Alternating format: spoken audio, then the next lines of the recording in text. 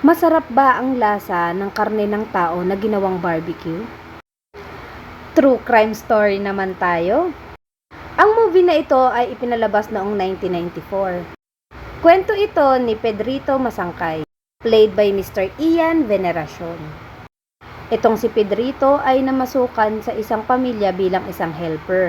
Yung pamilyang to, meron silang pagmamay-ari na canteen or restaurant. Malupit yung pamilya na ito sa kanya. Minsan hindi siya pinapakain sa tamang oras at madalas ay kinukutya ang kanyang pagkatao. Pero may isa sa pamilya na ito ang magkakagusto dito kay Pedrito. Played by Miss Beth Tamayo, isa sa mga anak ng amo ni Pedrito. Dahil na in love sila sa isa't isa, syempre magiging against yung family nito.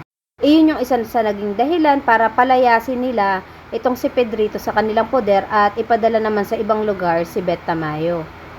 Dahil sa paglalayas ni Beth Tamayo dun sa poder ng kanyang tita ay malalaman nila na ang pamilya nito ay nawawala. At habang iniimbestigahan nga ng mga pulis ang pagkawala ng pamilya nito ni Beth Tamayo, itong si Pedrito ay patuloy pa rin doon sa kanyang business na barbecue.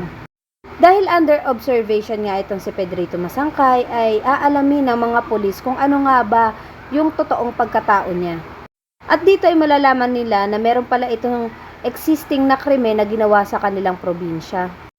At malalaman din nila na ito palang si Pedrito ay may sakit sa kanyang pag-iisip na schizophrenia, kung tama ang aking pronunciation, na kagaya ng kanyang ina. Or namana mula sa kanyang ina. Dahil dito, iniresto nila itong si Pedrito Masangkay pero syempre nanlaban siya. At syempre alam naman natin ang mga ginagawa sa nanlaban.